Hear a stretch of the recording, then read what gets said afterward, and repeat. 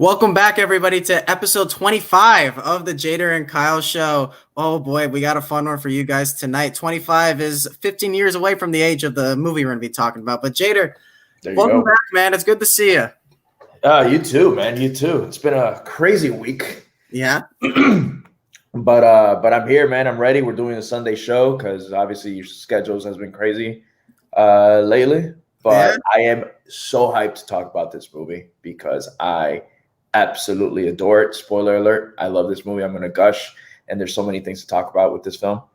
But yeah, man, how are you? How's everything? Well, we've kind of talked about it a little bit in previous episodes, how much we enjoy Apatow and all of this. And I got to ask you a big question. Does the V on your hat stand for the movie we're covering today? There you go, man. It stands for whatever, man. I'm reviewing The Boys, the show The Boys every Friday and Saturday with some people over Larry and Rachel Silvestrini and Chris Hall from the Gucci verse or whatnot. So we also said this is the Compound V hat. Says I'm wearing it. Okay. That works too. So, but yes, I'm not a virgin, but there it is, man. I gotta ask you, how you liking The Boys so far? Season 2, because season 1 I thought was epic, and now we're on season 2. And where's your head at so far? All right, so thanks for watching the show. But I honestly, it wasn't until this week's episode I was kind of like, it's okay, it's fine. I don't hate it, but I feel like I wasn't loving it. I feel like there's only 2 more episodes left, and before this episode that just passed, I was like, where are we going? There's so much more story. I know we're lined up for other seasons and all that, right? Yes, we're set. There you go, Steve. But yeah, so I'm like, where the hell are we going? What's going on? Like, I felt like every episode would just end with something like, oh, okay, I guess we're gonna get something answered next week. But we weren't going anywhere. You know, I felt like it has come to a halt, and I guess it's the sophomore curse, I guess, or what have you. It's not as enticing as the first season at all, because I figured there was no bad episode in the first season, in my opinion. You get me? No. And with this one, again, I loved this last episode. Absolutely loved it. I don't know if you've seen it so far. I mean, I have. You've seen it. Did you like it? I enjoyed it. Where I'm at with this show right now is I feel like they're kind of sitting in their glory right now. They're basking in it because they know how well they did in the first season. So they're just trying to expand on that a little bit more. And I feel like we're set up for a good finale. I thought it was 10 episodes. So I don't think it was 8. But if you're the expert here, it's 8 episodes. Yeah. So I feel like we're set up for a big finale at this point, but it's taken a while, and I hope that payoff's there because there's some characters I really like Black Noir. I really want to see him get to do some more. Stuff's got to be coming to those. I absolutely love that character. Yes. And I really want to know where they are going with him. Mm-hmm. He's just so what's the word that I'm trying to use, man? Just they really do. They don't use him as much. Well, and the opening scene to the first episode was with him, and it's one of the most epic scenes that we've gotten in season 2 so far. Mm-hmm. You know, and I loved how, after everything happens with him, there's a building explodes, this whole thing, and he's just standing there like a stud. And then he decapitates this guy, walks around with the head, sees a little kid, and then he's like trying to play with like the teddy bear. I thought that was so great. I thought that was so great. It's had a lot of what the fuck moments, this show. Yes. And there's actually a segment in the show at the end of our show called the cuntiest cunt of the episode. How about that? And we give the award to like the asshole or what we felt like wasn't right or whatever. And this episode, the tentacle guy, if you will, was the one that I gave him the award for that. I threw up after that part. Yeah, dude, it was pretty bad. It was pretty bad. But yeah, so guys, this isn't a boy show. Although we enjoy The Boys, we're kind of in a weird spot right now. I just watched my Cowboys lose before coming on here, and Jader is hoping his Heat get in. But my Lakers are in the championship right now, so a lot of stuff to root for. But today, guys, we are talking about the 40-year-old virgin, but we're not alone. We have a special guest here today, and she is someone who is a part of our site. She's been with us for quite a bit, and it's kind of weird that we haven't had her on yet. So now is the time. Here it is, Miss Gia Doxey. Gia, welcome to the show. She is on. Much for having me. It's finally about time that we all actually got to talk in person to each other. Yeah, I know it's crazy. Well, I know Steve is watching, so Steve, thank you again for taking me on your team. I've been with CST on and off for like 6 years, but you guys are the best, and you guys keep it like just awesome content to read every week, and I love you guys. Gia, I gotta ask you, are you Scottish? No. Because so I read your last name and I just want to shout it like How to Train Your Dragon, like Doxey. You're the first person to ever do that. It's actually Doxey, like that with the O, like the Scottish O. Okay. The last name is Dutch, and I have no idea where the hell that last name came from. I do have some very, very distant relative from Holland, but I'm Italian and Irish. Like I'm like mostly Italian. So that's my MO. I'm like your go-to Italian person. Like my name is Gianna Rosaria. Like you can get more Italian than that. Yeah. So to answer your question, no, but thank you for asking me because no one ever really does. So I don't know why. When I see your name pop up in the group chat, that's just the first thing that pops into my head. So like, funny. I thought about that too, but no one else has said it. So that's why CST fam is the best because you guys get the jokes right away. Well, absolutely. Steve doesn't get the jokes because I don't know what he's talking about here. Don't start with show tunes. Who's singing? Okay. No. I know he's talking about. Oh, yes. Gia, tell us about your musical background, please. I know. Sure. Yeah, go for it. Well, it's kind of just like a running gag that I'm like the go-to musical person for CST, which I love. La La Land. La La Land. I have many thoughts on what happened. I actually on my college. I went to UCF. Go Knights, Florida people, yay! Where I just like it's one of my favorite things in the entire world, and it changed my life. And I was just like the La La Land cheerleader forever, and I still am. But it kind of just turned into like a whole thing. And because Jersey Boys, my favorite thing in the entire world. I have another podcast on it too. Plug on that. But that was the first movie that I reviewed for CST, so it kind of just started that way with musicals. That's there it is. It is. Thank you, Steve. Yeah, Jersey Boys is the reason I'm on the team. Yeah, Jersey Boys. That's how I found CST is because they were doing. That was the first screening, advanced screening that I ever saw, and I didn't even know that was a thing until I was just searching. Because I'm like, I have to see this as early as I can, and then I found it. That movie gets a bad rap, and I remember it getting trashed in reviews when it first came out, but you're a big cheerleader for it. Like, what is it about Jersey Boys that makes you say, like, yes, I love this movie? Well, thank you for asking that. Well, Jersey Boys, and my best friend David and I talk about it all the time, and it's a part of my DNA, honestly. Like it's past an obsession. So the musical was first in 2005, and for anyone who doesn't know, it's a story about Frankie Valli and the Four Seasons and the band and their amazing story, like the rags to riches story about coming from Jersey to being one of the greatest bands of all time. And so it's the story that gets you. But what I loved about the movie was that it pulled the curtain back and it just told the story. And if you've seen the other guys, like Will Ferrell, he's like Jersey Boys, like the pageantry, like the costumes, the pageantry. Wow, what a musical! And so that's the musical. But the movie is just like a beautiful stripped down version of it. And I just love everything about it. And the period piece.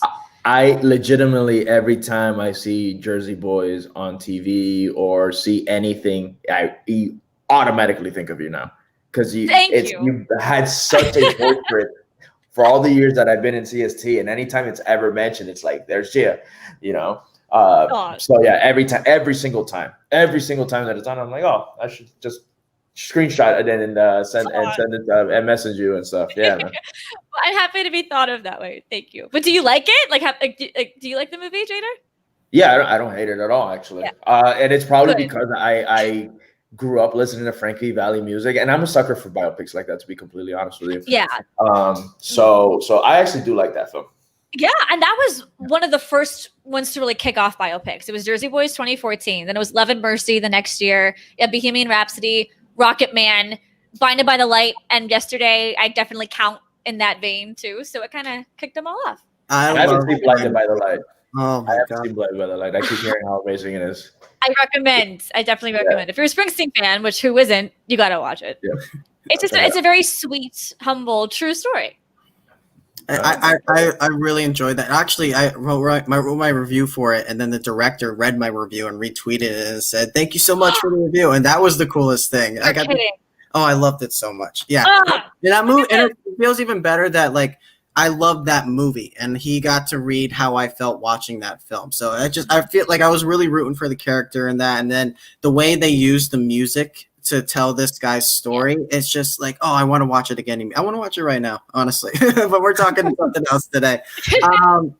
So I love that. Well, congrats on having the director read it and retweet it. That's He incredible. That's actually has that look a lot. Because didn't Paul Feig do the same thing with Last Christmas? Yes, I got Paul Feig to read my Last Christmas You're review. kidding.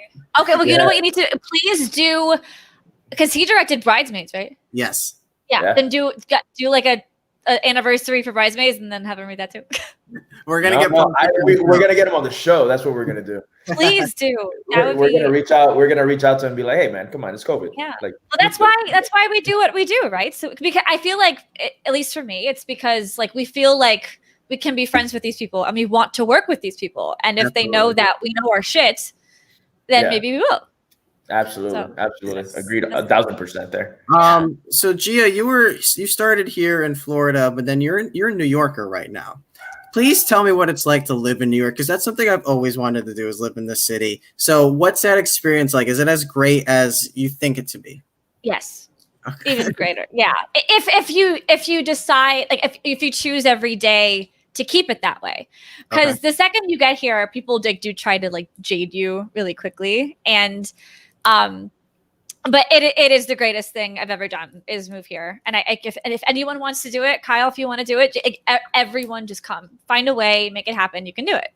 It's not bad. It's like moving like anywhere else, you know, because it is a small town and it is a neighborhood, but it's also the greatest place ever. Really? But I know a lot of people, like since I got here, like I learned that New York is the greatest city in the world, but it's not the only city in the world. And that was a big wake up call for me, because you meet a lot of people who do want to get out. Like they've been here for a few years and like they kind of like either aged out of the city, as they say, or they just kind of want, you know, like they want a nice living room, or they want a kitchen with a dishwasher, or they don't want to have to go down 5 flights of stairs to go do their laundry. Like I get it. But if you tell yourself, like through all of the movies that you've watched, and do everything for your inner child who grew up watching New York movies, you never want to leave. You never want to leave. I have yet to visit that state. I've never been. I've been dying to go. I was supposed to go in January of this year, or February. I don't even remember. One of those two. And I had to cancel my plans last minute, which I regret. Sorry. But yeah, it sucked. But I am dying to go to New York. Well, you have a place to stay, both of you. So my offer stands. If you ever want to come to Queens, and I'm here. I can't. I gotta do it. I gotta take you up on that offer. But you were talking about New York movies. Yeah. What movie is the most accurate as far as New York as a character goes? Like, what's your favorite movie that has New York as a character? When Harry Met Sally. Oh, and Annie Hall. Okay. Definitely. Okay. My favorite one. Not any Scorsese movie. Those. My favorite though is, for some reason, is Friends with Benefits. That whole flash mob stuff and them just exploring the city. All right, you want to say something about what is it about Friends with Benefits that just makes it so, like, drawn into you? The scene when she's at the MetLife building on the roof. Honestly, that's how shit would go down up here. Like people escape to the roof. No matter where you're working, and people work, like people, like regular people who you would never think work in these crazy, huge buildings, whether it's 30 Rock, MetLife Building, One Penn, like they're there. So that was my big New York moment when they were up there. But continue, please. No, Jader, we got to do this movie one day because Friends of Benefits. You're ready? Let's do. All right, let's do it next week. Let me know, man. Tim is a lifelong New Yorker, but he wants out. Tim, why? I understand if you do, Tim. I know a lot of people are done, and especially with COVID, you know, like there was an article, it was like 13,000 apartments in Manhattan are just empty. People up and left. Oh, wow. And in Rockland County, upstate, like the next county above New York City, is like that people just left, flocked. Like I saw 15 houses, like for sale sign, boom, boom, boom, boom, boom, like all the way up one street, and it's sad. But New York is not dead. I'll say that it'll never die, like Jerry Seinfeld says. No, absolutely. Yeah. It's not gonna die. One of the most beautiful things I saw during this COVID lockdown is one day I was watching CNN and they're doing one of those Thursday coronavirus facts and fiction things, and Spike Lee was on.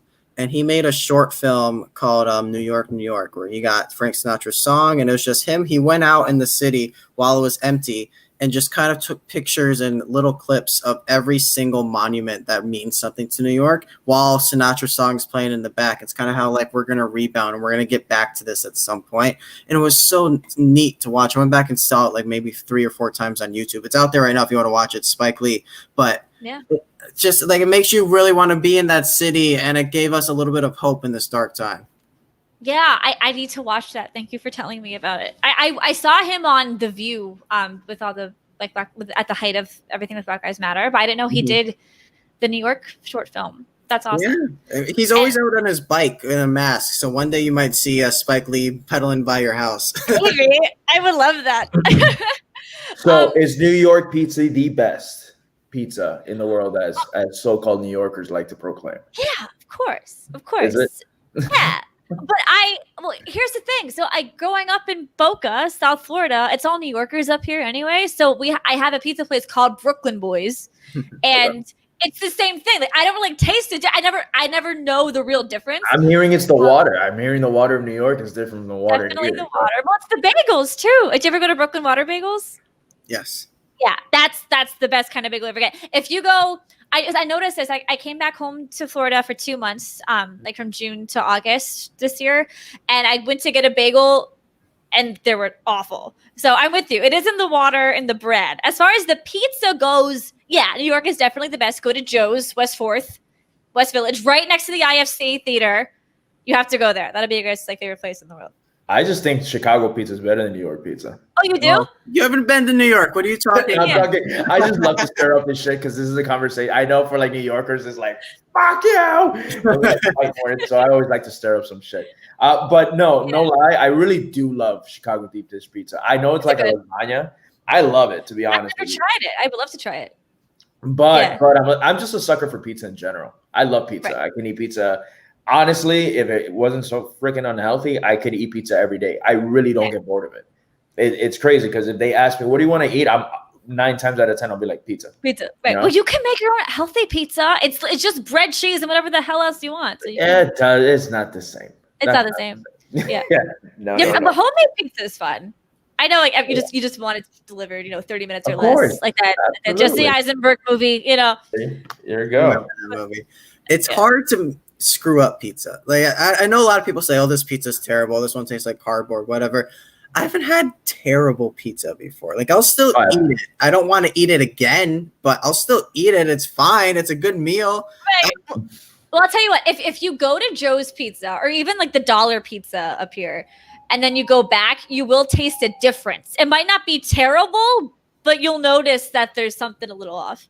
Okay, I got to do the pizza test. Even Giorno's good for me. I love that frozen pizza. So you're not picky. We're the same. If you're from South Florida, we have a whole different view on food. Exactly. Right? It's like we're good with chains. Like I want to go to a fucking Chili's. Are there Chili's in the city? No. So is there Chili's there? No, there's one in Queens, East Queens. That's it. That's all I know. I thought New York had everything. What's going on here? Not Chili's, man. I don't know. They don't have a Chili's? Not in Manhattan. Okay. Oh wow! Yeah. Look at that. We'll see, man. We'll see. Hopefully we get our asses to New York soon. Please do. I would love to hang out with you guys. I'm gonna hit all the movie theaters that they have. I'll show you around. Are they open yet? They're not open yet, right?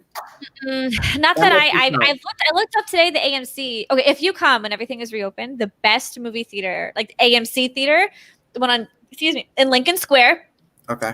It's the best. That one is it's like Cinemark, but a little like so. Kyle and I go to in Boca Raton. It's called Cinemark Palace 20, my hometown movie theater, and where you go for screenings.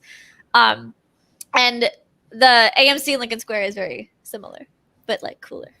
AMC. Yes, I love that theater. It looks like a palace. It's called Cinemark Palace. It does look like a palace, like you're walking to a castle to watch a movie. So that's really neat. It's not like Kanye's house. Like, I don't know if you guys have seen those tweets lately from Kanye. Where he watches Blade Runner 2049 on repeat now. Oh my God. Yeah. I hope he's okay. But so Gia, tell us what you are doing in New York. What's your profession right now? Like, what's the day in a life of Gia? Oh God. Well, I've been unemployed since COVID. So I started making podcasts, which what else are you going to do? But I'm really happy because I'm using my journalism degree the way I want to. And yeah, so I will, if you guys are interested in, do you guys like Disney Channel original movies?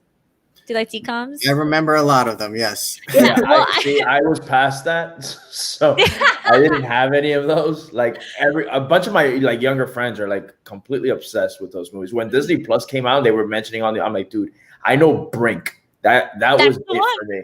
That's the one everyone knows. Which I love Brink. I thought it was fantastic. I just never saw like Xenon, Girl of the 21st Century, or High School Musical. January 28th, 2006, changed my life. Never seen High School Musical ever. You say change your life, Gia? Life-defining movie that started everything. Yeah. Well, Jader, I mean, since they're on Disney Plus, I do recommend, like, you know, like with your family too. They're wonderful. But I started a podcast about those and pretty much like how they hold up to today. And but as far as like a regular day, like before COVID, I was in a different borough every day, and it was a blast for work. So that was fun. That is awesome. It must be nice to say, hey, do you want to go to Times Square tonight? And you could just go there. Like, there's nothing stopping you. That's the best part about it, man. And especially after you graduate. Because I moved up here 3 weeks after I graduated, and no plan, no job, nothing. I just I got up here, and but I would get off of work because I was a presenter and like a / motivational speaker for middle schools and high schools, and I would get out by 3:00 and I can walk in Central Park and be like, I don't have any homework to do. Like, no one's stopping me. I don't have to do anything else. I worked for the day. I'm fine, and it's the best thing ever. Like, you could go to a movie, you could do whatever. So I highly recommend. Just get your ass up here. You'll love it. Gia's living the life right now. So, Gia, tell us, when we presented you the idea of coming on this show, the first one that you suggested was 40-Year-Old Virgin. Why the 40-Year-Old Virgin? What is it about this film that you say, you know what, this is the one we got to talk about? All right. So, well, I know we're all the same with this. I comedy is everything to me. I actually started doing comedy up here. As my dream is to you started doing stand-up. I saw that. Yeah. Oh, that was an awful video. That was my first one. But thank you for watching it. But I feel like Judd Apatow movies are just always fascinating to talk about, and no one talks about them enough. And this show does. Love it. And I needed to rewatch it because I only watched it once, and I was 9 when it came out, and Judd movies were the ones that people our age kind of had to like sneak to watch. And now that we're old enough, it just feels fun to watch it. It feels like we missed out, and now we're rediscovering this of a director. Like, this guy came out of nowhere doing stuff like Celtic Pride and Heavyweights, and then Anchorman, and he was producing these films, and he suddenly says, you know what, I'm going to make the jump into directing, and he directs The 40-Year-Old Virgin as his first movie, which is just crazy. Like, when we talk about directorial debuts, I don't know why his name's not brought up, because from all accounts, this is a comedy classic, right? Yes, absolutely. 100% classic. Yeah. Yep. Well, he started TV actually. His first like Bricks and Geeks. Before that, he actually directed an episode of the Larry Sanders Show. Oh wow! Yeah. So and she did her research. Oh well, I love. Well, this is what I know. Not to be like a know-it-all or anything, but he's from Long Island. He went to USC for 2 years, left, and somehow he started working for the show, and he was producing. And Gary Shandling went up to him and was just like, hey, you're directing the episode, like the next episode, like the next one. He's like, what? And then he started that way. And I have to say, with Heavyweights, that is one of my favorite movies ever. Is that one of the first movies that you guys ever remember watching? That movie has like a direct line to my funny bone. Yes. freaking love Heavyweights so much. And I remember that my mom rented it for me, right? And I was watching it. And I just remember my mom laughing as hard as I was because she was watching me laugh at the film, you know? Right. And I'm like, it's funny, right? And she goes, I guess for you. Like, she's like, I don't think it's that funny. But it's just little things with that movie that just, you know, the slide scene when they're all sliding and the dancing and you've broken my camera line. Always you've broken my camera. So the buddy system. Yeah, dude, everything about that movie, it just makes me laugh so hard. And it's crazy because was it on, I don't know if it was on Disney Plus or on Netflix when I saw it. Again, I hadn't seen it like in years, but again, it's one of those movies that I saw it so many times growing up where I'm like, oh, I know that movie almost word for word, right? Right. Exactly. And I showed it to my girlfriend because she had never seen it. And I'm still cracking up. And she was like, this is a really funny movie. She goes, I feel like it pushed the PG kind of flirted with the PG-13 line. She goes, because there's a lot of like things that it could be inappropriate for a Disney movie because it's a Disney film. It is, you know. Yeah. And then she's like, but she goes, you can tell like Apatow kind of has like a stamp on this film, like he had a lot to say with the comedy in it. So I absolutely love that movie. Yeah, well, that's his signature, and I'm so happy you brought up the PG-13 idea, or just because. So all right, let me just look at everything he worked on. So Heavyweights, for your version, again, directorial debut. Fun with Dick and Jane, Knocked Up, Zohan, Pineapple Express, Trainwreck, This Is 40, Girls, Funny People, and King of Staten Island that came out this year. Love that movie. Which was great. Fantastic. Loved it. But I feel like the way I kind of talk about comedies is it's Judd Apatow, and then The Hangover in 2009 started a whole new era of comedies. And then Judd kind of switched gears too. But I feel like with The 40-Year-Old Virgin, this movie walked so The Hangover could run as far as nudity goes, just content. Like the 40-Year-Old Virgin is the first movie I could think of where there was like just many scenes about masturbating. You didn't have that before 2005. Not that I can recall really. Just like so blatantly, but still so sweetly in the Judd way. Mm-hmm. So I love that about him. And we've talked about it on the show before that he kind of revolutionized the genre, because before that you're looking at your Jim Carreys, your Eddie Murphys, your Will Ferrell, so we're doing this broad slapstick stuff that leads up into Anchorman. And then this film kind of shifts it, because now we're looking at comedy that's everyday life, making the light of everyday life situations so that the audience can react to it. We can react to working at a Circuit City type tech place and trying to find love, even though his extreme is he's a 40-year-old virgin. And you look at Knocked Up, he gets a woman pregnant, and then it's just, how are we going to adjust to this? And every single film after that, you got one about turning 40. Like, it's just it's fun. It's just the way. So he took the genre and pushed it in a new direction, and we're still kind of in it, because then what I love about Judd Apatow the most is his eye for talent.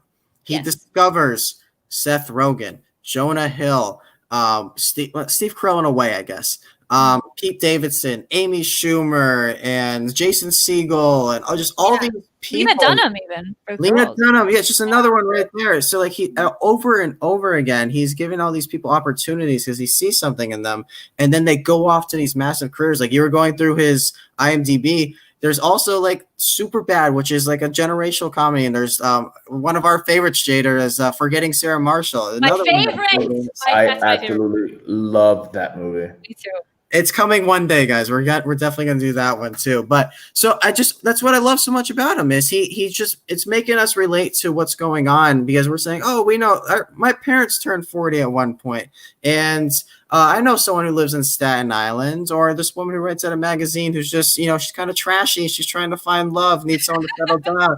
So, and even Funny People, which is like his turn into serious, it still has a really nice hint of everyday life. So that's what I really appreciate about Judd Apatow. I know, Jader, you feel the same way about that. Absolutely. No, and he takes, because make no mistake about it, it's a raunchy comedy, the 40-year-old virgin, but it has so much heart, and I feel like he was one of the first to start giving us things like that. The only people that I can think of right before that is the Fairley Brothers with There's Something About Mary. Mm-hmm. But that's what I love about that. And it's exactly kind of hit the nail on the head, where he takes just things about everyday life. Again, a movie where someone turns 40 and the shit that they're going through during that time, you know? Exactly. Yeah, he's the everyman, and it's so relatable. And my mom is one that absolutely loves this movie. That's awesome. She was kind of like it was kind of like the heavyweight situation where she was the one cracking up. And the first time I saw this movie, I thought it was hilarious, but I'm like, oh, it wasn't like it. It was more on rewatches where it starts climbing up for me. It started climbing up for me, climbing. But the first time I saw it, I'm like, man, no, that movie was super funny. Mm-hmm. But I'm like, but nothing crazy. But it's just the one of the hardest things in this category that we have today is the best line of the best line. Yeah, because this movie is filled with quotes. It was I have so many written down that I'm like, I don't even know which one I'm gonna pick. Same. We'll just go through the whole. Yeah, we'll go exactly. I love it. No, but my mom, the first time she saw it was like me watching Heavyweights, like I said, cracking up. And then she told my uncle to watch it. And I got this movie as she saw it because I got it for a Secret Santa gift. Shout out to my boy Danny because we're still friends. But he gave it to me. I had already seen it, but I never went out to buy it or anything like that. He gave it to me, and I think that's one of my most played DVDs at the time, because it was, if my mom was watching it, I was watching it, or my uncles would come over. She's like, "You guys got to see this movie. It's so funny," and that it was just getting played constantly. And I think that's why I've seen that movie so many times. And fast forward now, my girlfriend that I have now, this is her favorite comedy of all time. Wow. She was kind of like, "How are you going to talk about this movie without me?" And but yeah, she absolutely loves this movie. In fact, there was she is a masochist when it comes to horror, right? So when Hereditary came out, it was the buzz, it was crazy, you got to see this movie. So I went to go see it, and she told me, she's like, "Look, I got to watch Hereditary in the middle of the afternoon if it's as bad as they say it is." Mm-hmm. She goes, "I don't do well with horror," and she's like, "I'm gonna have to sleep over. It's gonna be a night that I'm gonna sleep over." And I was like, yeah, no problem. We'll see it in the afternoon. I made sure we saw that movie like at 10 o'clock at night. So we see the movie. The movie ends. She looks straight at me, and I thought she was joking, and she was. And she goes to me. She goes, "Take me to church." And I was like, I hate that movie. What? And then she's like, "This movie is so messed up. It's so evil. Who wrote this?" Like, super pissed, right? And then, so whatever. The movie ends like past midnight. So then after that, like, we're leaving, we're coming home, and I go to sleep like there's nothing. Like, I just put my head down and I knock out. She couldn't do that. And I wake up to her in the middle of the night, 3 a.m., cracking up watching The 40-Year-Old Virgin. Aw, so see, that's her healing movie. Yeah, and I woke up and I looked at her and she goes, "You thought I was kidding?" She goes, "I can't sleep." She goes, "I still see, like," the part that, have you seen Hereditary? I haven't seen it. No. Oh, okay. So Kyle knows the scene that I'm talking about is the attic scene with the at the end of the film. That part is What happened? There's too much in that movie that sticks in my head, and I don't want it there. That movie, like, from a directorial standpoint, it's fantastic. Like, it's really like what a swing for Ari Aster to make in his directorial debut. However, I don't want to see it ever again. Just images that stick in your mind. Yeah. You'll never get out. Like, there's a car scene, but there's that attic scene, like you're saying, and there's a scene where there's people in a closet, and that's all I'll say towards the end. So is it The Exorcist of 2 years ago? It might it's up there, let me tell you. It's not, it's in my top 5, to be completely honest with you. Horror. Exorcist is my number 1. I have the first Conjuring as my number 2. I put Get Out above it. I put Get Out above it. Get Out's in my top 5. So it's for me, but Get Out's in there. It Chapter 1 is up there, to be completely honest with you. The Thing, but Hereditary for newer films, it's amazing. I've seen Hereditary, I think, like 6 times already. Wow. I absolutely love that movie. Yeah. Not the Bye Bye Man? Not the Bye Bye Man? That's not in your top 5? No, absolutely not. Ooh, I've never seen that one. You don't need that. You don't need it. But yeah, with this, like I said, and someone said it perfect, where it's a staple in comedy, The 40-Year-Old Virgin. It really is, and it's something that it's something that, again, it was with every rewatch where I'm like, oh, this is good. And then, you pick up on little things or little lines here and there. And it's such a movie that you can quote over and over and over again. Right. And to me, like that's, and even like with writing with CST, like how I rank movies is the quotability, and it's the ability for a rewatch. Like if you can rewatch a movie 1,000 times, that's when you know it's good, or when it hits you, it's here. So I love that. I love that she had to watch it after watching Hereditary. Like, my sister has that. She has her go-to things too after a scary movie. But that just shows you the testament of Judd Apatow. And since this was his first one, I saw there was an article in the New Yorker that talks basically just what makes him great. And it's because someone said this, like, he thinks with the camera, and he's able to have like different things in place that you can catch later on, like what you were saying. Yes. And that's what makes him the best. And yeah, so it's like a modern first person art. That's what they were saying, especially after This Is 40. Like, I think that as far as like his career goes, that's probably his most critically acclaimed one. Yeah. I think also too, like we can't talk about this movie without mentioning Steve Carell.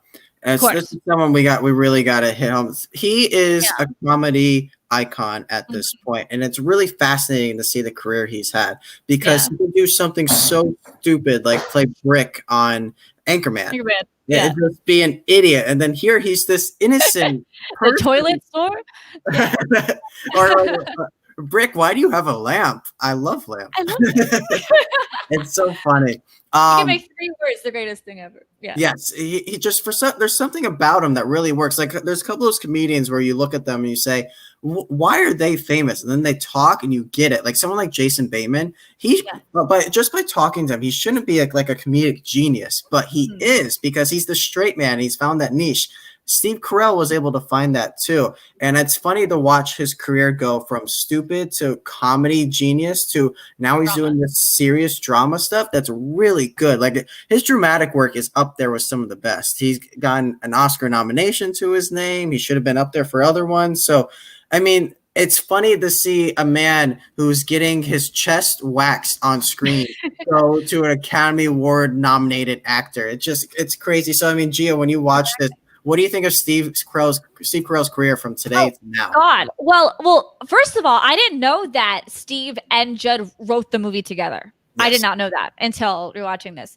And I know, like, and Judd said this in his trailer for his masterclass, like, you have to treat every comedy as if it's a drama.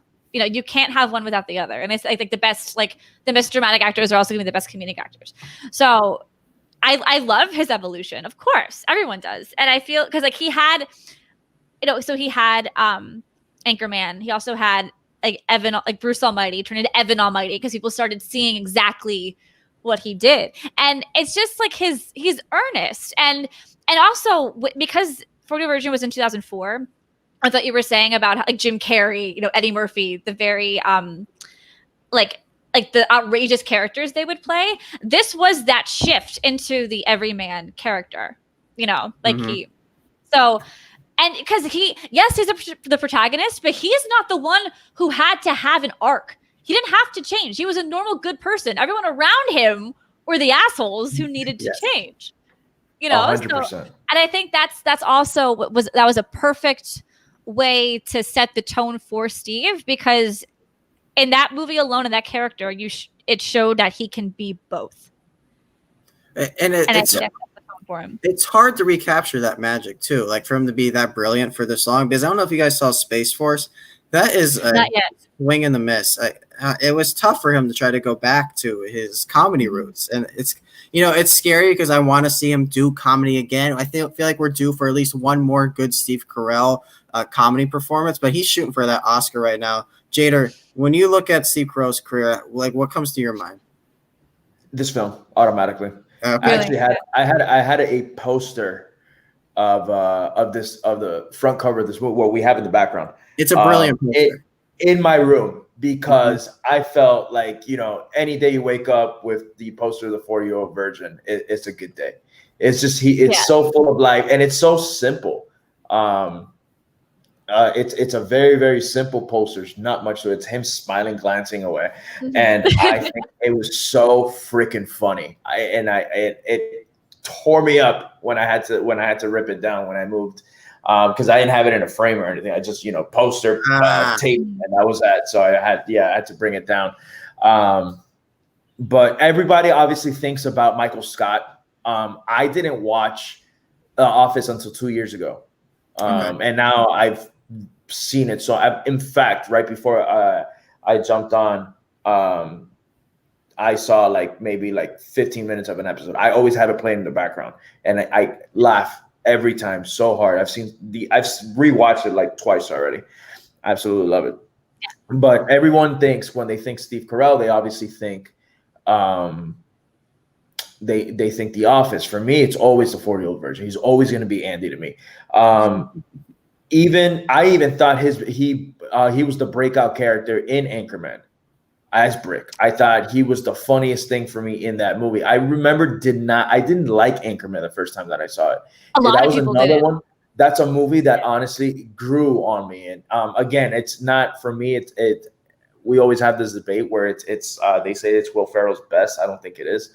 But Brick was the character, and I'm like, he played a very stupid character. He's a very stupid role, but I felt like he didn't overdo it. Yes, you get me. Mm-hmm. Yes, I think he played the role perfectly. So, and what you mentioned, Bruce Almighty, when the Evan scene, when he's controlling the mouth, dude, that scene killed me the first time I saw Bruce. For me, again, the funniest scene in the film.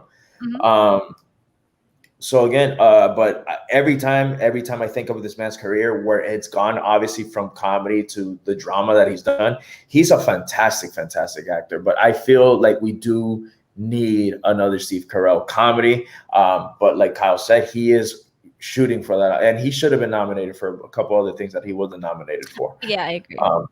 So he's the best. Before we jump into the categories, I just want to bring up a couple things. First, the box office for the 40-year-old virgin, $177.4 million for a comedy back in 2005 is massive.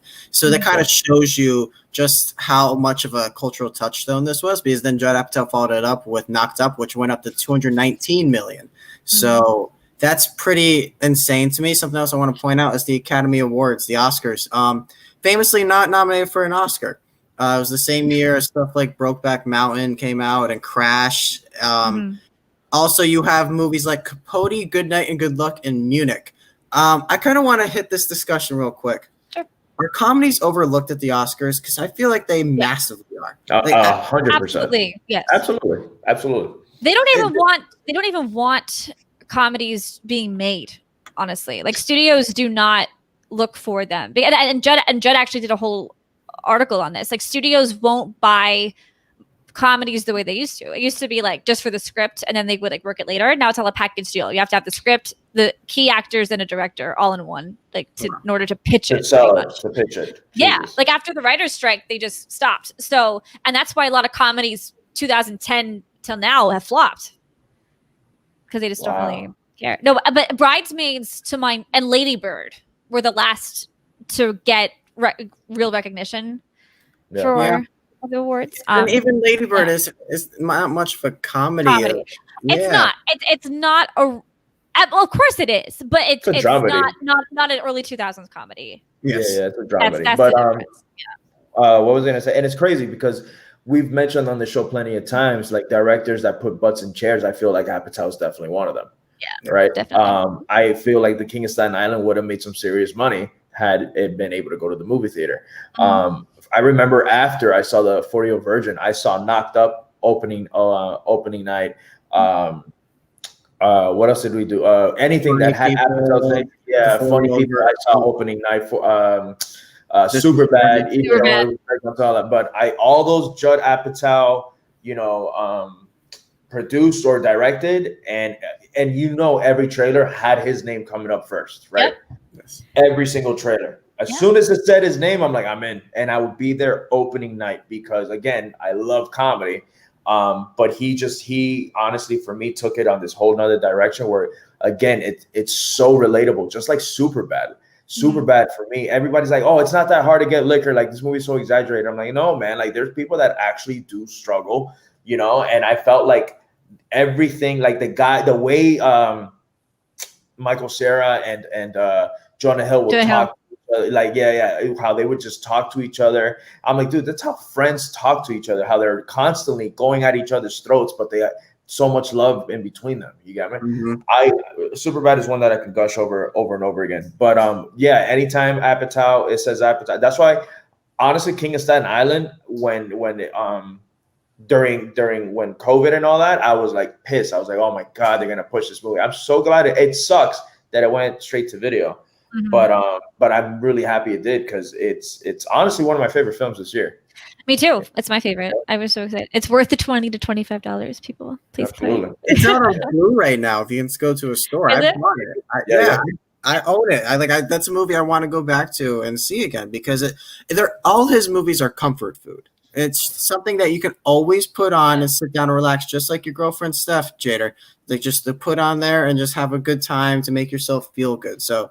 Yeah. To me, his movies are never going to get old, and I can't wait to see the next one. But let's get into the categories for the 40-Year-Old Virgin people. Sure.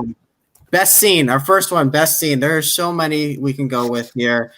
Gia, you are our guest. What is your pick for best scene? Okay. Well, of course, as we've already mentioned, you have to mention the most memorable scene is the wax scene. But honestly, I love the bookstore scene. When he's asking Beth all the questions and he's like, what's your name? It's like, you like do it yourself. I was laughing throughout the whole scene. So that's definitely my Do you like to do it yourself? Sometimes the mood strikes. No,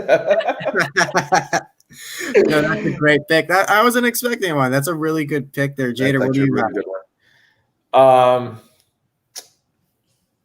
All of it, man. I can't, bro. It's so tough for me because I love a bunch, man. One of the scenes that I actually, you know what? When he tries to do that in the speed dating scene is actually really funny. Boom, there you go. See, Tim and I, man. There you go, Tim. Yeah, so the speed dating, and when he tries, she goes, "Are you fucking retarded?" And she starts trying, and then you see Mindy Kaling. David's fun, like keeps talking this girl up, and then it's Mindy Kaling. She goes, "I've changed my number. I've done this. I've done that." And then he comes out of there. One of my favorite lines, which people overlook, but one of my favorite lines follows that scene. Like right after that scene is one which I'll definitely mention. But and I loved Seth Rogen. He's like, Gina for me was like the winner, and then when everything about it, and that scene is just so funny. So speed dating scene is probably one of my favorite scenes. There's a bunch, to be honest with you. There's a bunch of scenes, but yeah. I mean, we'd be remiss not to bring up the wax scene. Like that's probably the most iconic from this film. But the one I'm going to go with is the poker scene where we discover that he's a virgin at the beginning, right? Yeah. Excellent scene, amazing. If you want to look at smart comedic writing, it's this right here because we're having a good time with these guys, and they slowly start to figure out that there's something off with them. Like, what did her breast feel like? Oh, bag man. No, and even the way they talk to each other, like, obviously we're gonna get a little explicit because we're talking about this movie. But then he was like, "Oh no, the little pink ones." He goes, "Oh, the Stevie Wonders, the Braille nipples," and he starts. That for me kills me every time. These little lines are, I'm like, man, this is genius, and I feel like so much of that has to be improvised. That's Judd. He has the script, but he's all about the improv. But in that scene, thank you for bringing that up. That's one of my favorites too. Because when he's like talking about like how beautiful, like, when Paul Rudd is talking about how beautiful sex with Amy was. By the way, the names, okay, Amy and Beth, like A-B. Can you get like? It's always Amy and Angela. Anyway, so he's like, that's some Britney Spears shit, Britney man. Spears shit, man. Stop. Exactly. Or it's like, or whatever. And then, no, what's the other one? Or when Seth is like, I touched a guy's balls at Hebrew school once. Like the way they edited that scene, that was just one thing that he said that was improv. And he's like, put that one in. That's the one. Or, look, no BS. Yeah. These are saved gifts. And stop is one of them. There you go. Stop. And he goes, dude, it's not a big deal. When he goes, dude, it's not a big deal if you like to fuck guys. I know you like to fuck guys in prison. And when he asked him, like, wait, are you a virgin? And Krell's brilliant in this scene. Like, wait, are you a virgin? He's like, yeah, not since I was 10. Did you notice he looked at the camera and they kept that moment in there? Uh-huh. Yes, that was it's so good. And then there's also the wait, did she talk dirty to you? Like all the time. She go, me so horny. He's so stupid. Just him trying to fit in and relate. And like those discussions happen with guys in high school and absolutely, and they're having them in their 30s and 40s. And it's really a relatable scene for a lot of guys right there. But Carell really gets to show off his acting chops there. So those are our picks for best scene, best line. I'm gonna take this one because this might be my favorite scene in the movie, and it's between Paul Rudd and Jane Lynch. And I'm gonna read it word for word. Is it the Yomo? Paul Rudd walks up. Look, is that your pick too? I have a bunch more. All right, let's do it. He walks up, he goes, I've got to tell you something about it. I'm really excited. For the first time today, I woke up, you came into the store, and I feel confident to say that if you don't take that Michael McDonald DVD that you've been playing for 2 years straight off, I'm going to kill everyone in the store and put a bullet in my brain. And then she's like, David, what do you suggest we play? He goes, I don't care. Anything. I'd rather watch Beautician in the Beast or Frank Drescher for 8 hours straight than listen to Michael McDonald. Nothing against him. But if I have to hear Yamo be there once more, I'm going to Yamo burn this place to the ground. Funniest part of the movie to me. Paul Rudd's so funny. It's so funny. And I love the excitement that he went up to Jane Lynch. Like, I worked up my confidence to say this. Yes. And only Paul Rudd could deliver that line. Uh-huh. Only Paul. Oh, yeah. And Jane Lynch has just got the straight face the entire time. Get your ass back to work. It's so fun. Yeah. And the beginning of her career, too. Yes. With this.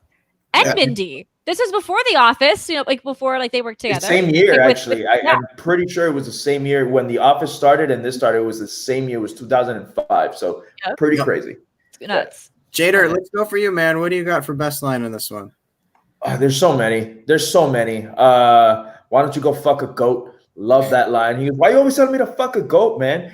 You want to know how I know you're gay? That back and forth improvisation is so great with the because you listen to Coldplay. Love that shit because I tell that. That's mine. I'm sorry. No, it's fine. Jader takes. There's two. Let me tell you. There's one line right that gets so overlooked, and it's Catherine Keener's Trish, right? Yes. Where she goes, Einstein had a wife, which he fucked, by the way. Love that line. And then the one that I told you that follows the speed dating is where Paul Rudd is like a mess drunk and he's grabbing the camera and all that stuff, and then you see he goes like that, and then Jane Lynch goes, "Hey Andy, looks like your friend's performing a public colonoscopy." Yeah. I feel like that line gets overlooked, and it's so freaking funny. But again, there's just so many lines in this movie where it's such a quotable film. And God, I love this movie.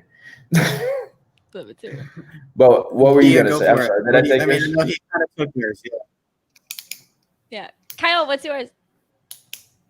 Oh, mine was the whole Paul Rudd interaction. With Jane Lynch. I was keeping that with best scene. Sorry. Okay. No. I have a lot. So my sister and I, well, first of all, I do feel the need to say, like, yes, this was a totally different time. This was 2005. There were a lot of gay jokes, a lot of racist jokes in there. But if you look at it through like that historic comedic lens, please don't be upset about it. It was that time. Yes, we've evolved since then, but I just feel the need to put that out there. I love so my sister and I always used to say, how I know you're gay, you like Coldplay. Like we did that line, like as you said, all the time. Or it's like, I know you're gay, you watch like Made in Manhattan. Like that was always a joke. People always use Made in Manhattan. Or she was a hoe for show. Like that was a big one. I love the baby daddy drama because the actor in that movie was also in Baby Mama, and he said, "You've got baby mama drama." And I know that I bet they kept it in there because he said that in the 4-year-old version. Yes. When he's like when they didn't get invited to the party, and they're like, "What are we, Al Qaeda?" Tell me, Montel. I was like, no. Oh my god. Yes. That was funny. Yes, like, you got a Hummer from a tranny, didn't you? And I was like, oh my god. I love it looks like the Doppler radar when they were looking at the baby. Oh yeah. The sound and the when he's in the like at the Planned Parenthood type place with Kat Dennings and that kid was just like something about sex. He's like, yeah, sounds like my Friday night. And the dad is like, stop, Seth. We went to Temple on Friday night. Like, don't be an asshole. He goes, oh, you think you tapped that? He's like, what are you and your little Jufro? Yeah. God, that whole scene killed. That's another one. That's another great scene. He goes, and no, you know what line we didn't say that's thrown in this movie so many times? You're putting the pussy on a pedestal. That is like the most thrown line in this film, and it's so great. He goes, what does that mean? Exactly. Like pussy on a pedestal is the equivalent of Walk Like a Man in Jersey Boys. It's the same thing. Yeah. So for any guys out there, like, yo, if you're nice, girls will have sex with you. Like it could be that easy. Not that the girls are easy, but you know what I mean. Just don't be a dick, and then you can get what you want. Something else that's funny is that scene where he's messing around with the condoms and he doesn't know what to do with them, and they're all laying on the ground. Kat Dennings comes popping in like, "Ew, mom, what the hell?" and walks out, and then the boyfriend's like, "Teach me." Dude, that was sweet. That was adorable. You know, that's guy from the '70s show, man. Daniel Matheson, is that his name? I've never watched that '70s show. It's a great he's in show. trouble for it's Hyde. Hyde, yeah. I'm getting his real name. Wait. That's his the dude Teach Me is his little brother or half brother or something like that. Really? Yeah. That makes sense. That's cool. Yeah, Danny Masterson. Danny Masterson, there you go. Yeah. So there's not many casting what ifs that I was able to find for this movie. First of all, Jane Lynch's character Paula was originally written to be a male character, and I think it was Carell convinced Apatow to change it to a woman, and that's when Jane Lynch got cast. So that's that got her start. That is cool, Carell. Hell yeah, that is awesome. There you go. And then I love her character. I love her character. She's so great in that. We'll get to her in just a second. And then finally, Judd Apatow originally cast Jason Segel in this movie, but the studio wouldn't approve his casting, which to me, it's weird. There's a whole drama behind it that he was supposed to be one of the guys that works in the store along with Steve Carell. He was just going to be another one of the guys, but for some reason, the studio wouldn't approve Jason Segel. So Apatow told him, just go write material for yourself, and one day it'll get approved. And then we're getting Sarah Marshall. There you go. It worked out for the best, but it kind of sucks because listened to interviews. He was really upset about it because he could have been in this, life-changing movie, and he had to wait for his big break. So he casted him on the next film, which was Knocked Up. He said Knocked Up. Yeah. It always works out. Whole troupe, they're all buddies. They all work together. So that's why there's not many casting what ifs, because as soon as this movie was written, Apatow was like, all right, I'm grabbing Rogan, I'm grabbing Paul Rudd, I'm going to grab Romney Malco, Jonah Hill's going to be in there. We literally watch Kevin Hart steal away Romney Malco's career in front of our eyes. Like, Malco was supposed to have Kevin Hart's career. And wow. I'm going to take that right there. Right? I mean, yeah. We should we'll get to it later. Apex Mountain, we'll get to that later. Marshall Ali Award for Best Sharpshooter. This was tough for me. I kind of cheated. Because I really wanted to talk about Paul Rudd. I really wanted to bring him up, but he's in too much of this movie, so I think I go Jane Lynch here. Is that you? Go for it, Jader. Why do you have Jane Lynch? because she was great, man. And now knowing that she wasn't gonna be in the film, makes my stamps this award for her, to be completely honest with you, because she crushes, man. Every scene that she's in, she's hilarious. When she's singing that Spanish song, which is about soccer, it's hilarious. That's Guatemalan song. Yeah. Serenade. Oh, and then I love how she's so chill, and she's like, you know, like when she's like, oh, would you fuck up? He's like, oh, in a New York minute, you know. And then how she tells him, do you know the term fuck buddy? Like, I love how she was like throwing herself at, and you know, offers on the table. She goes, oh, I heard you got a girlfriend. He's like, yeah. He's like, offer stands on the table, kind of like backs up. I just thought she was so funny. Her deliveries were great, her lines were great.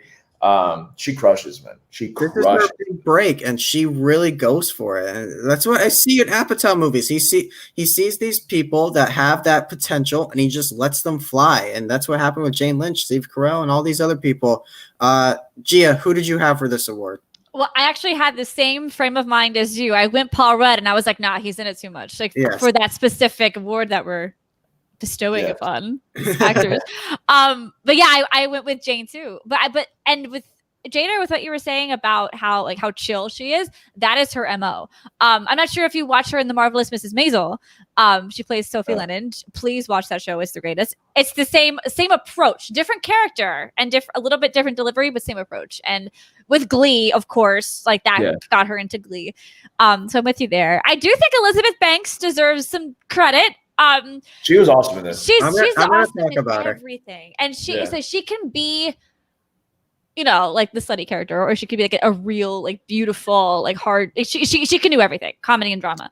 And her masturbating scene is also very iconic, I think, for at least for girls. Like growing up, I was like, I'm like, wait, you can do that with a shower head? I didn't know you could do that. And no, it's true.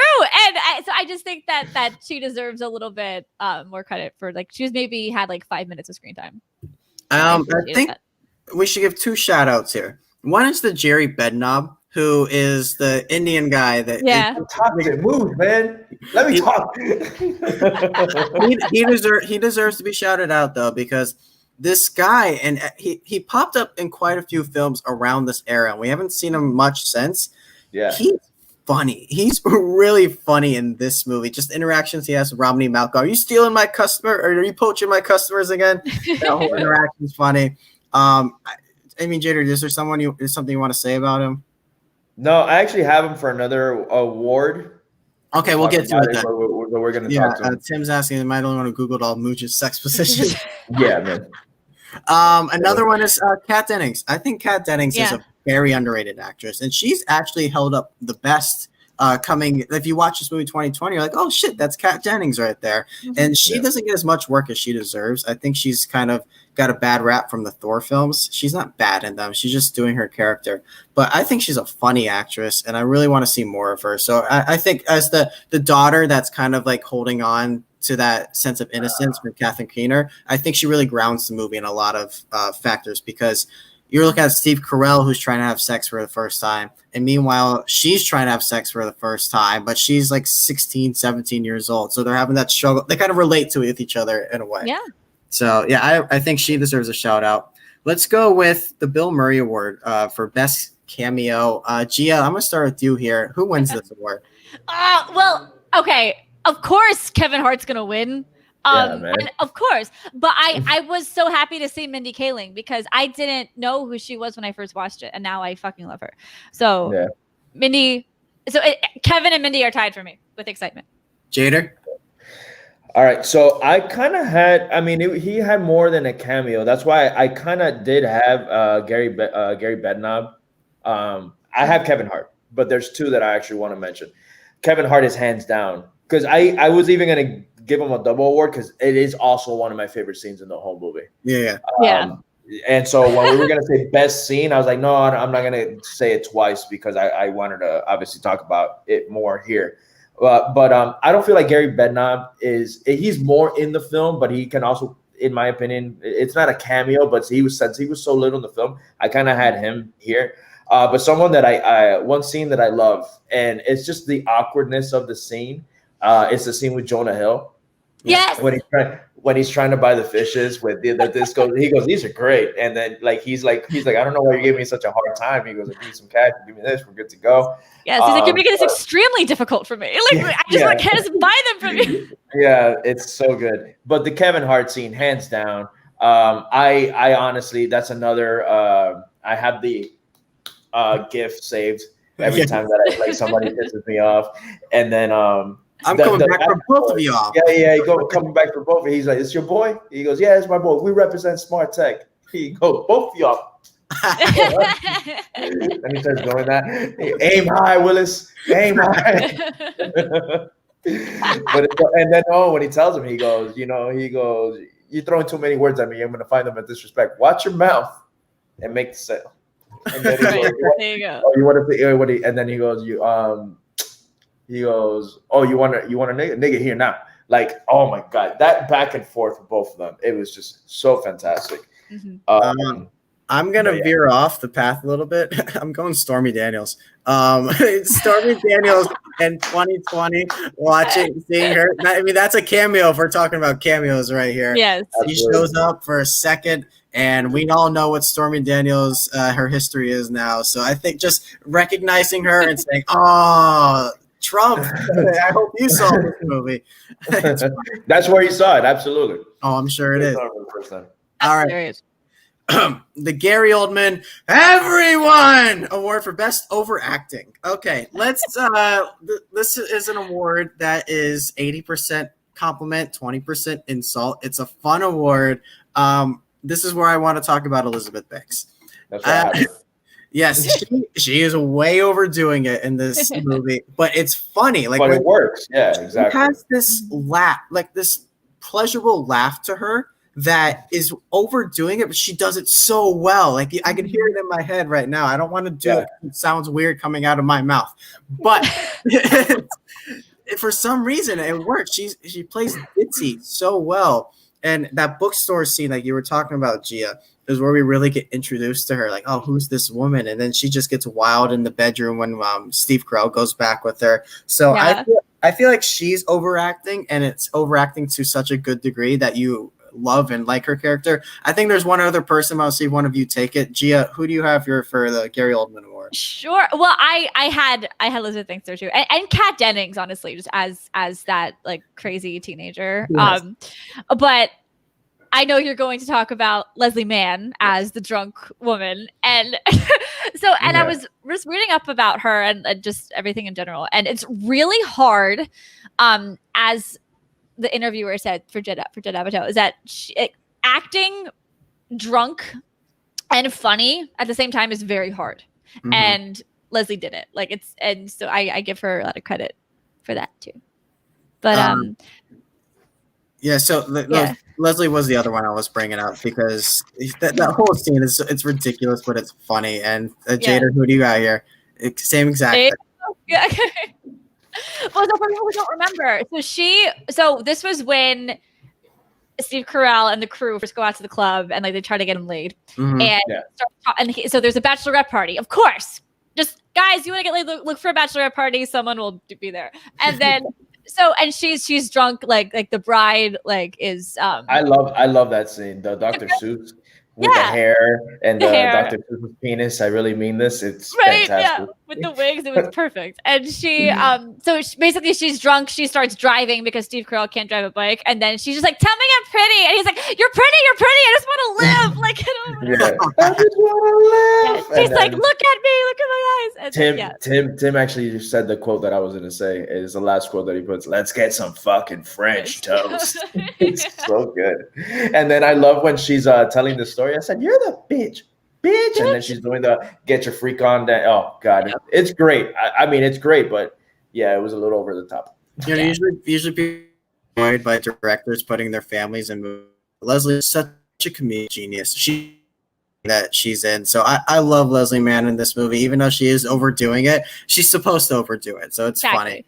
One quick thing we should touch on real quick is what doesn't work in this film anymore or doesn't hold up. It's clearly we should just talk about it. You know how I know you're gay scene. Clearly in 2020, it doesn't hold up anymore. And I'm sure the actors know that nowadays, but you have to look at it through that 2005 lens, and back then that's just how it was. And That's how it was, man. Yeah. Yeah, it is like going back to rewatch it. It does feel weird watching it, right? Yeah. Yeah. No, it's not that it's weird. I'm just more self-aware. It's just dated, right? Yeah, it's just a little dated. It's not that it's weird because it works with the film and how times were back then. But for me, it was more one of those when you watch it, you're like, oh, this wouldn't fly now, like at all, you know. Exactly. But it happens a lot with it when you go back. If you watch anything Eddie Murphy stand up from back in the day, George Carlin, Richard Pryor, any of those things, they are not gonna fly by. Like we're just living in different times now. So it just makes you watch the film, excuse me, and it's automatic like that wouldn't fly. Right? But I don't want to say it's weird. You get me? It wasn't weird because again, it goes with the writing of the film. It's just it's raunchy, man. It's raunchy and it just doesn't give a fuck. That's the movie we were watching, you know. So I don't mind it. It's just something I feel like we had to kind of address. Like if we didn't address, yeah. So let's move on. Interesting details. I got a couple of them here. The most famous one is the chest waxing scene. Yep. That is real hair coming off of Steve Carell. Yep. He committed to that. So that pain he is feeling is absolutely real. And I've never had my chest waxed. That just sounds miserable from what he had to go through. And then when they put it on the nipple, and he's like, "Oh, not the nipple." Yeah, I know. And who was it that Jay's the one that walks out, right? Romani Malco. Yeah. Mm-hmm. That was all real. He was like, that was all real. The everything that he was saying out was just all improv. They were like, hey, we're gonna rip your hair out, and he's the one that said, I want to do it. Like I want them to really do it to get a real reaction. Let's just do it. Mm-hmm. So I love the man lantern. Yeah, and I love. There's two things that I loved about that Bev scene at the end is where he takes off the shirt. And she gets so turned on by that, by him having the patch. And I also love how he just like he's like, this woman scares the shit out of me, and he leaves. And Seth Rogen's like, "Sup, Cal?" Takes off his shirt. And he's like, you know, it happens. Ready to go. Which is great. Yeah, they're ready to go. And they end up together at the end. Yes. Yeah. Which is hysterical. Yeah. Yeah. Absolutely. A couple other details. Jonah Hill got heat stroke during the last musical number. I guess they spent all day filming that, and that must have been pretty high. That we'll get to that scene because I think that actually let's talk about it right now. So that last scene, they couldn't figure out how to end this movie, and Gary Shandling comes along and suggests just do a musical number, and that's exactly what we got. Aquarius. What a way to end this movie. Talk about a big finish, right? I think that's so neat because Judd Apatow did do the Gary Shandling documentary on HBO, and you could see just how much of an influence Shandling was on Apatow's life, and you see in these details he was such an influence on the movies he's making. So if you go back and watch that documentary, it's really well done by Apatow. It's got a lot of heart to it. And then finally, the production used over 1 million feet of film, and I guess you get an award for doing that because when you're filming this, they got over 1 million. They got over 1 million feet of film. That doesn't happen. Wow. No one does that. So that's all improv, though, because these guys are just firing and firing. So that's quite an accomplishment for them. That's awesome. Do you guys find any other details doing some research? No, I actually didn't. The only thing that I do want to say, and it's like kind of, we never kind of mentioned, well, we do within obviously reviewing the film. We haven't said a lot of cons of the film, right? Like what doesn't work with that. I just feel like this movie is maybe like all Apatow films, it's like 15, 20 minutes too long. I was just going to say that. Yeah. That's my only con with this film, where it should have ended a little earlier. I'm not crazy about the Aquarius scene, to be completely honest with you. Right where he loses his virginity or whatnot, and then the singing starts. I promise you, like, I'll probably turn it off. Like, I'm like, all right, movie's over. It is what it is. You get it. Yeah. Yeah, like, I usually don't watch the Aquarius scene, but Steph loves it. So when we watch the movie together, I'm like, I guess I have to sit through this shit now, But I love it but too. yeah, Well, so if anything, those are my only two. Like, honestly, like my only two I just feel like the movie's a little bit too long. But all Apatow films end up being that way, where you think it's gonna end, and then I even with King of Staten Island, I already knew, I was expecting it. I'm like, oh, it should be the ending. I'm like, well, actually, knowing that this is an Apatow film, there's probably like another 20 minutes left, and that was it, you know. But that was it. Other than that, I've gushed over and over today. Like, this movie's awesome. Love this movie. No. Okay, so let's move on to our big categories. Well, actually, did you guys come up with any sequel ideas? So, like, just a hypothetical question: Do Andy and Trish stay together? Are they a couple still? Yeah. Don't do that to me. What's wrong with you? It's a question. Yes, they stay together, dude. Absolutely. Yes, was one of your options. Yeah, don't get on me. And well, we all know. As I was researching in 2010, there was a parody called "The 41-Year-Old Virgin Who Knocked Up Sarah Marshall and Felt Super Bad About It." Yeah. That like was who was it that it was Brian? Oh my god, Brian Callen. Brian Callen. It was Brian Callen. That was him. The end. Yeah, he's hilarious. I love him. Yeah, he's good. He's like this with Todd Phillips. He's always in he makes he's in the cameos. He's always does cameo for the Todd Phillips films. Right. Yeah. All right. Apex Mountain. So, like I said, this award can go to multiple people. This is tough for me. This was a tough draw. This was a really tough guy. I think this was the toughest category for me as well. There's an easy one. I think one guy's pretty easy to mention, and if we just want to throw him out there, Romany Malco. His career never got better from here when it really should have. Like I said, Kevin Hart stole his career right in front of him, and it's like where he is today is where Romany should have been. But I enjoy Romany Malco and other things. Like, I thought Think Like a Man, Think Like a Man 2 are really entertaining movies, and he's Zeke the Freak in those things. Those are fun movies. But other than that, he's really good in Weeds. If you haven't seen Weeds, he's in the show Weeds. No, I haven't seen that. I haven't seen Think Like a Man either. Yeah. Okay. Oh, you watch Think Like a Man. I need to see that. I really liked it. Okay. But yeah, those are the two. Besides, obviously, every time I think him, I think 40-Year-Old Virgin. Mm-hmm. But I feel that he was really good in Weeds. Think Like a Man. I think he was in Night School with Kevin Hart. Yes, he was. And he's in what's that movie, man? With Las Vegas. He was in Las Vegas with De Niro. With De Niro. He's in there. Wow. I don't want a million in there. Yeah. He's short role, very little role. So he's done his things. You get me? But he should be more. He should be doing more of a. If like a number 2 guy, even a number 1 guy, he's really funny, man. I think he's really, really funny. He could carry a lead. I think he could do it. Yeah. So. Guys like Damon Wayans Jr. have careers that Romany Malco should have. Like, he should at least been in a sitcom. He's just, there's a path out there for him that I wish he would have had, and I don't know what happened with him, man. Because this was his film. He really steals a lot of the scenes that he's in, and for some reason, it never took off for him. Gia, is there any other nominees you have for this category? So just to clarify, like, this is like, so this movie was their huge role. This was like the peak of their career. Like what is their peak? It never got better for them, but at this moment they could do whatever they wanted to do. Whatever they wanted to do? No, I mean, like they had their most pull they could have possibly had. So because of this movie, he got a Marvel film or something like that because of this. Right. He broke out, Well, this was honestly a breakout for everyone. I'm trying to think. I feel like we got to know Seth for who he is in this movie. This was his pure stoner movie. Mm-hmm. Same with Jonah. Like with them, like, what you see is what you get. And even with James Franco too. Like, they all worked together like since the 90s, like on Wet Hot American Summer too. I'm with you with Romany. I think this was his apex. I don't know. This was just one of those huge foundational movies for everyone, and it's always a gem to. I'm not Knocked Up. I'm sorry. 40-Year-Old Virgin. When I saw Knocked Up, I'm like, oh, he was awesome in 40-Year-Old Virgin.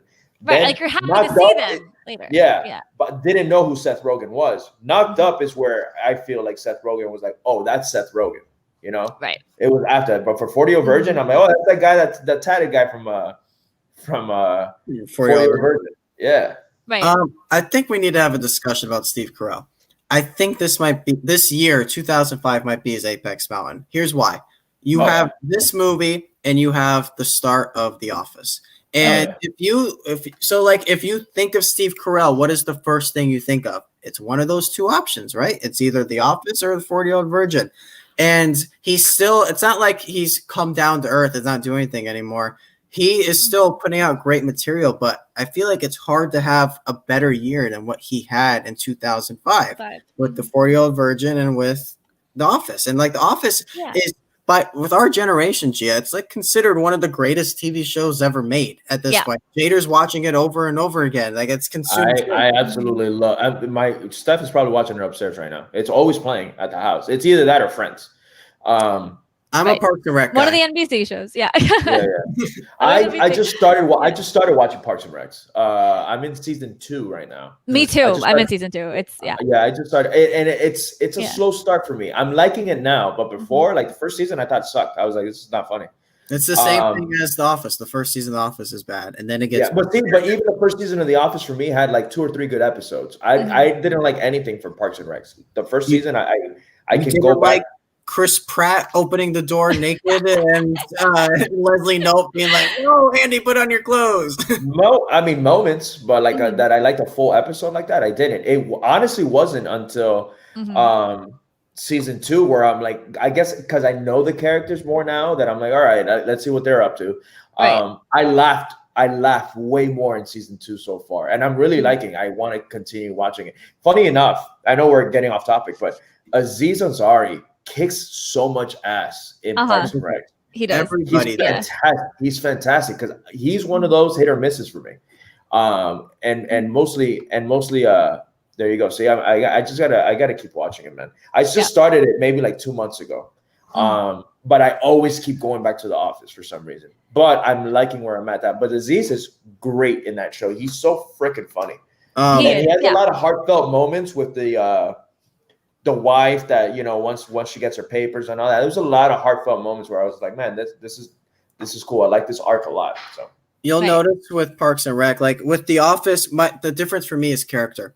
So in The Office, your main people you care about are Steve Carell, or what's his name, Michael Scott. You care about Jim and Pam, and you care about Dwight. Those are your main people you care about. In Parks and Rec, it's everyone. All of them, from Chris Pratt to Aubrey Plaza to Nick. Aubrey's great. Aubrey's great. She's my favorite. Yeah. They're all amazing in this show. Rashida Jones, and then you're going to get Adam Scott and Rob Lowe coming in the 3rd season, which they are amazing too. So and Schwartz, man, I already bumped into John Ralphio. He's great. I'm like, oh, there he is, because again, I interviewed him without seeing Parks and Rec. There you go. Oh man. Yeah, dude. So everybody's like, ask him questions about John Ralphio. Ralphio. There you go. And then and I was like, dude, I've never seen Parks and Rec. They're like, how are you interviewing Ben Schwartz without seeing Parks and Rec? I know. That's how everyone feels, like with certain things. But to be totally honest, like The Office, hit or miss for a lot of people. It's because of the hype. Same with Parks and Rec, and for me, of course, like if you take a poll with Steve Carell, everyone's either going to say The Office or 40-Year-Old Virgin. For me, it was Bruce Almighty and Anchorman. Those are the first ones I'm going to say. Like if you ask me, I'm going to say those. But I think it's also just because of the way I grew up. I think if you had so I was never like crazy, like censored growing up, but I remember the 40-Year-Old Virgin was not easily accessible to me when I was 9 years old. I had to wait maybe like a year and a half when it was on cable. So I was a little bit like out. And it just depends on the characters. And especially if we're talking about The Office and Parks and Rec, the docu style is not for everyone. For the majority of the country, it is, which is fascinating that it is. I love the thing is I am still new to The Office. I admit, and that is the worst thing for anyone to say who loves NBC. But it's true. I know I'm not alone with it. However, I do love that our country loves this dry fucking humor, and that's Steve Carell. And no one else can pull it off except for Steve. So, Kyle, I appreciate you like really driving home everything with Steve, because like he is one of the best that we have. And I think everyone like same with Will Ferrell. Like not everyone likes Will Ferrell. Not everyone likes Anchorman, you know? Yeah. So, and when it comes to The Office, like everyone will come to it when they feel that it's their right time to start watching it. You know, it's hard to like shove things down people's throat. And I know that's like people feel that way with a lot of stuff, especially because of all the content that's out there right now. But because we're talking about all of these wonderful early 2000s comedies, including The Office, I hope we all can like just like take comfort in the fact that these are amazing and they still hold up today, even though we've evolved with the content and the jokes. Like the heart is still there with talent. And and as far as like you're hitting that on the head, absolutely. Yeah, it's different. But I feel the need to say one more thing. Are we on time? Do I have to like? You're good. There's no rush. Okay. Well, just as far as like the groups go in comedy, like you have the Judd Apatow crew, like you have Judd, Seth, you have Franco, Jonah Hill, who is my favorite out of all of them. Okay. I'm always Team Jonah. So now I'm pissed at myself for not bringing him up for the cameo. But I don't even consider him the cameo. He's a go-to for everything. And just that whole team. And then the Apatow camp. That's what I call them. The Apatow Thank you. It's the camp, right? But then you have the SNL guys. You have Sandler, Schneider, Chris Rock, all those guys who also stick together. And and Leslie Mann, she kind of goes between both, and I love that. Like I love watching her in Big Daddy. She's hilarious. We wasted the good surprise on you. Like that's her. Yeah, that line is awesome. I love when those two worlds collide, but I also just think it's fascinating that it's just friends who hang out and like since the 90s or the 80s, and they're the people that we still watch. But there are a lot of people out there who think that Judd Apatow killed comedy, and I'm like, fuck you. What are you talking about? Fuck you, dude. But a lot of people feel that way too, and I just want to say for any like haters out there, for any comedians, the reality is, and especially in the past few years with everything with cancel culture and how comedians feel like they can't fucking say anything. And if you watch Comedians in Cars Getting Coffee, I remember the first season, the season where Eddie Murphy was the first episode for, it had to be 2 years ago. I think 2 years ago. And they're just basically saying how bullshit it is. For me, it's like for people who don't like Judd Apatow or don't like Adam Sandler, if they never changed, we did. As people, you know, like our country changed, our whole thing changed. We shouldn't expect them to do it too. We don't have to. They're the ones who are making the shit for us to watch. Just fucking sit down and watch it. That's my whole thing. And if you think you could do better, then you make it yourself. That's really what I have to say for any haters out there for these movies. Very well said, Gia.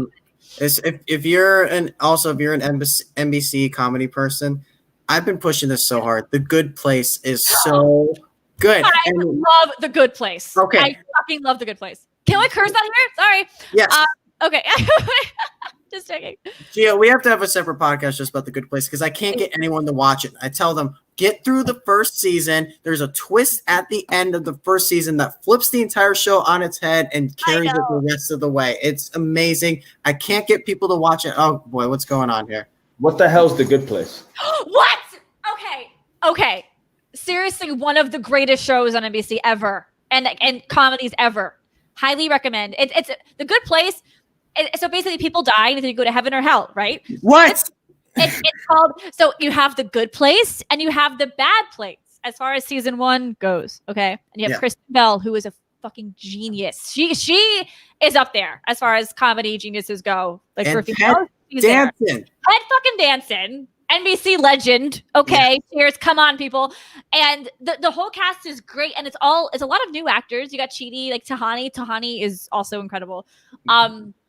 Basically, it's a wonderful, witty show about how we think about the afterlife and how we should all act as human beings every single day. Great for the family. Perfect jokes for young people and older people.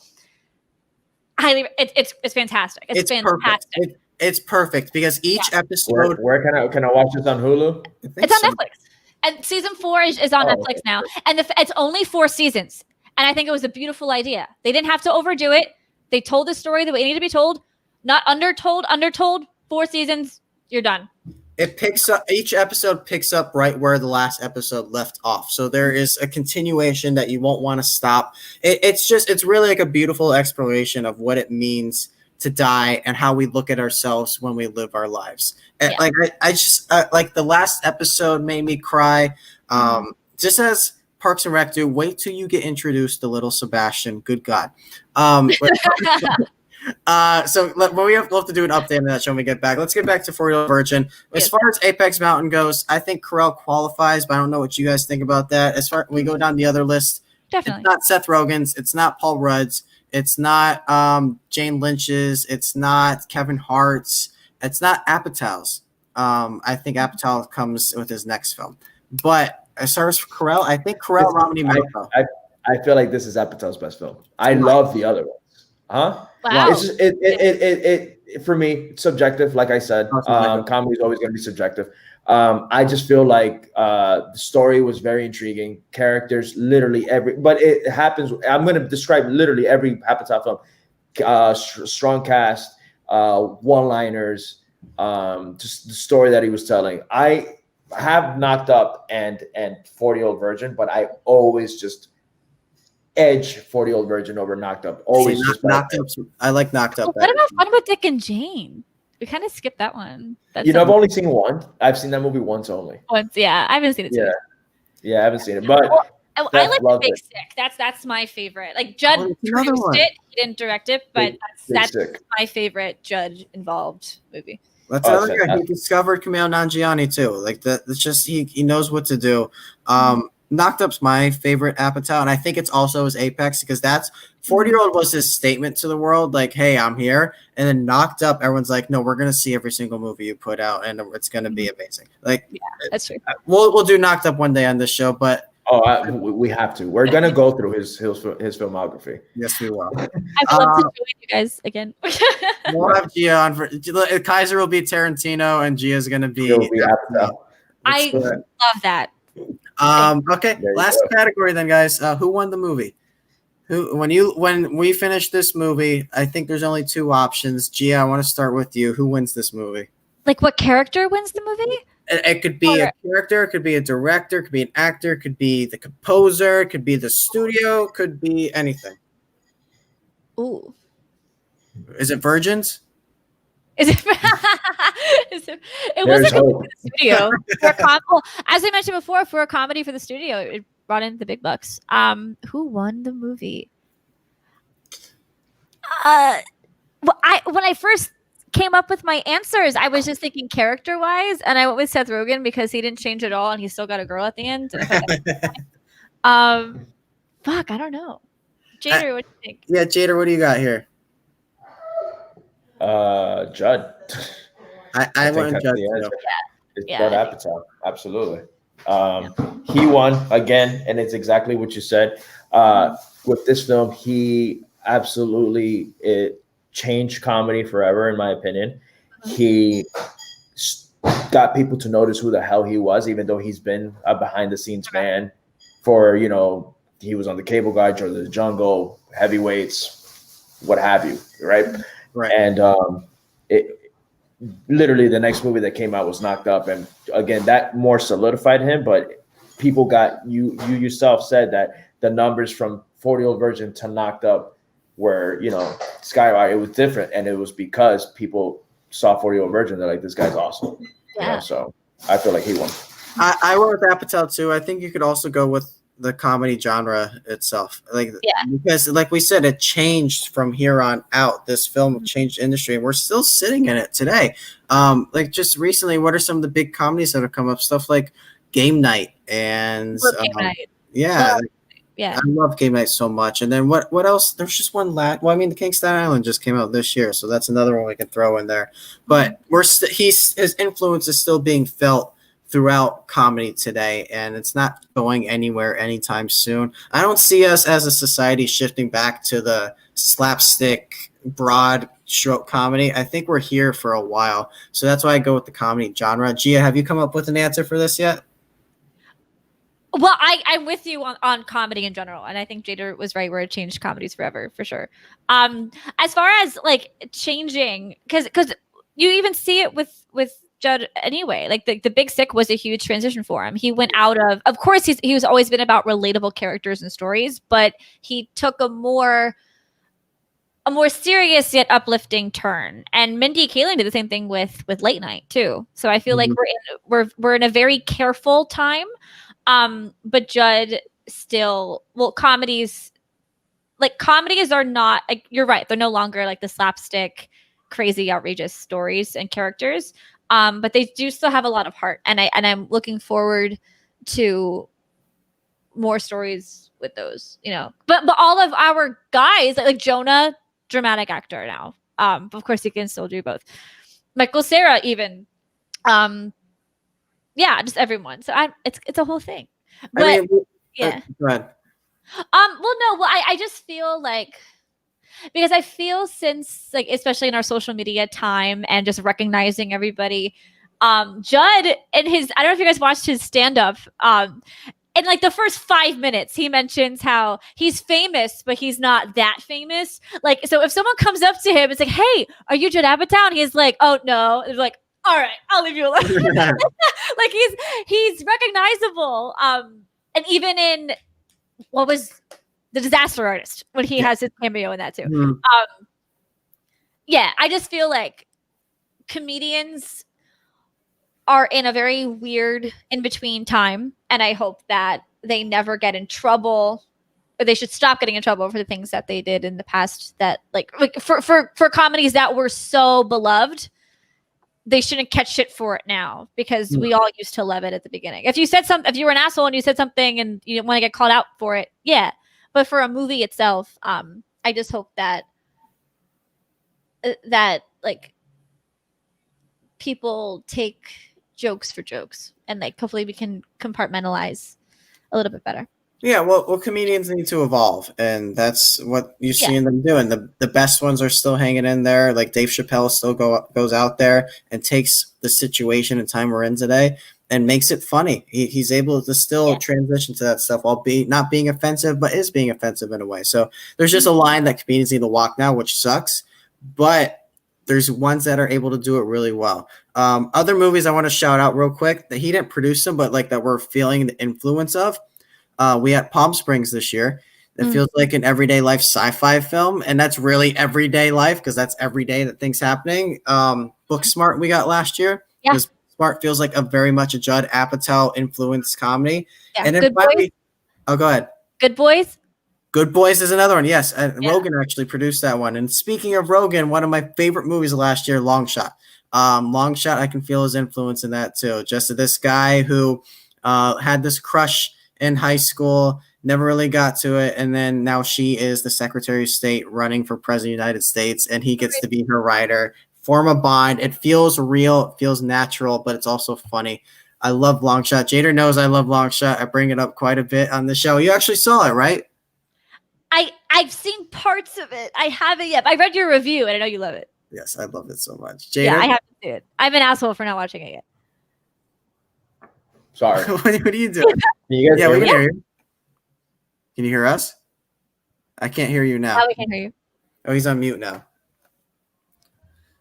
This is awkward. We're good? We're good. Yeah. Sorry. Yeah, no, my headphones died, dude. Sorry. Okay. That's why. What the hell's going on? No, you're good, man. I was saying, like, you saw a Long Shot, right? Yes. Okay. Yes. I loved it, actually. Yes. I loved it. I thought it was fantastic. So it took me so long to watch it. I'm gonna watch it tonight. Yeah. You'll like it. It's really, really funny. Layla and I are watching a movie tonight. I'll ask her if she wants to watch that. Yeah. Any final thoughts, guys, on 40-Year-Old Virgin? I love it. I love it. And well, question for you. So Elizabeth Banks says that Steve Carell looks like Luke Wilson. Do you agree that he looks like Luke Wilson? Huh. No. I don't either.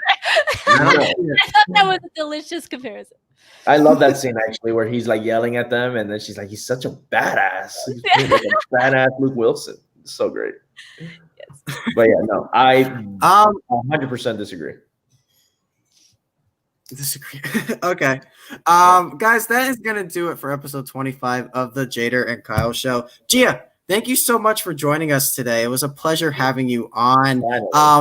Yes, finally. Plug what you need to plug. You got 3 podcasts, you said. Tell us about them. I do. It's a lot to plug. I know we have to stop. But if you follow me on Instagram, at Gia Doxey, GIADOXEY, you'll see all the podcasts that I work on. One's about Jersey Boys, the show and the movie. Other one is about DComs, and the other one is with Layla, who's also part of the CST fam. It's called She Fucking Did That, and we talk about the badass women that we never learned about in history class. And that's amazing. Thank you. It's fun, and we're trying to urge everyone to register to vote. And we have a whole series on we call the Suffragist Saga on the women who helped us get the right to vote. As we all know, this year is the centennial year for the 19th Amendment being ratified, but we know that only white women had the right to vote in 1920. So we're talking about the women who helped us, like the non-white women who helped us get there in 1920 and who helped fight for voter equality and accessibility today. So if you want to learn about that, check it out. Gia, did you watch the show Mrs. America? No. No? Okay. I feel yes, you need, if you want to talk about women's suffrage and all that, the equal rights, it's about the Equal Rights Amendment. You got Kate Blanchett, Rose Byrne. Yes, it's fantastic. That's the one that I would really highly recommend. But that's a great point, guys. We don't usually get political on the show, but register to vote. It's absolutely necessary this year. And if you're not voting, no, it's good. It's fine. It's important. So we both agree. But Gia, once again, thank you so much for joining us. Jader, any last things you want to say, man? Nothing, man. I'm good. Love this episode. I completely forgot that the Heat were playing. Well, I thought that we were gonna win on Friday. I'm not gonna lie. That's why I said. So it's been killing me not being able to see the game because I'm seeing it through. That's why if you rewatch this episode, you'll see that I'm like looking away a lot. But yeah, man. Hopefully we see your Lakers in the finals after tonight. But yeah, man. If you guys haven't seen the 40-Year-Old Virgin, which I don't know why you haven't, go ahead and see it. It's amazing. Yes. Guys, next week we are Wednesday, only a couple of days away. We are going to be joined by Matt Nost from the Top 10 show. So please stay tuned for that. The poll is out right now if you want to vote on what movie we should watch. You have Goodfellas on there, Ace Ventura 2. You have perfect. Rogue One, a Star Wars stories on there. So we have there's one winning by 5 already. Really? I haven't checked the poll yet, so I'll have to go. Is it something surprising? That's what our audience does. No? Okay, it's Star Wars. All right. Guys, we will see you next time on another episode of the Jader and Kyle